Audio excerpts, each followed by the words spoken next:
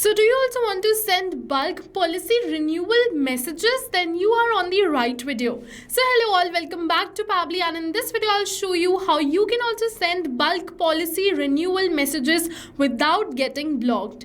So for that you just have to open the dashboard of Pabbly Chatflow if you are an existing user like me. But if you are a new user, open a new tab and search for pabbly.com/chatflow in your browser and open the landing page of Pabbly Chatflow.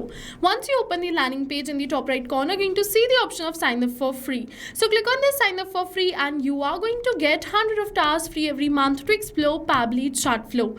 100 of tasks free every month means that you can send up to 100 WhatsApp messages for free, and yes, this is true. Once you try Pabbly Chatflow and if you like it, you can definitely move on further and purchase the subscription plan of Pabbly Chatflow. For that, we have a special discount coupon code just for you, which is attached right over here. You can use this discount coupon code to get a very heavy discount on the subscription plan. Alright, so now this is the dashboard and this is the most important window you have to open.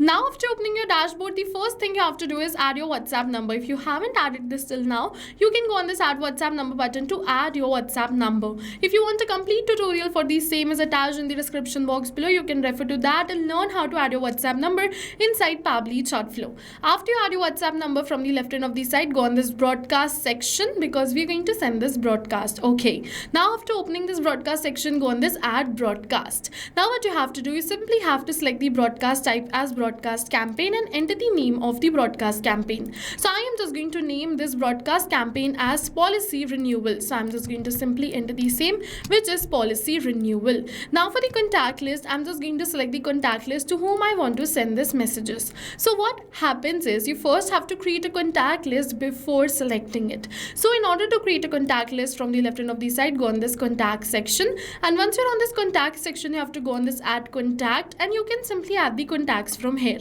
If you want to upload bulk contacts, go on this add bulk contacts and you have to upload the CSV file.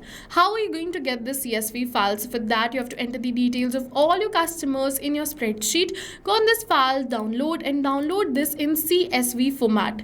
Once you download this in CSV format, you can simply upload it over here. After you upload your CSV file, then you are good to go. Your contacts will be added over here, and further you can segregate them in the list and you can select the list right over here. After that is this message type. So you have two options, pre-approved template message or a regular message. So if you want to send a regular message, you can simply select the message type over here and type the message. But if you want a pre-approved template message, you can go on this, and first you have to create a WhatsApp template. For that, from the left end of the side, go on this templates and then template list. Now you have to make sure that you click on this add template and add a template. You can also generate it with AI. Once your template is created, you have to wait till Meta approves your template. After Meta approves your template, you can move on further and select the same right over here. You have to go on this select WhatsApp template and select the same. Now it is asking me for the body field one. What is this? So as you can see, I have this one in curly brackets in front of this hello, and I want to replace this one with the name of my user every time I send an automated WhatsApp message. So how can I do this? For that, we have to use dynamic values, and in order to replace name, we can use $name. So just copy this $name and paste it right over here. Now this $name is a dynamic value and it will replace. Okay, so this is a contact custom field over here. If you want to learn more about this contact custom fields, from the left end of the side, go on this settings and then towards this contact custom fields. A video tutorial dedicated towards this setting sections is attached in the description box below. You can refer to that and learn about this contact custom fields in detail. Okay, now just click on this done and you are good to go.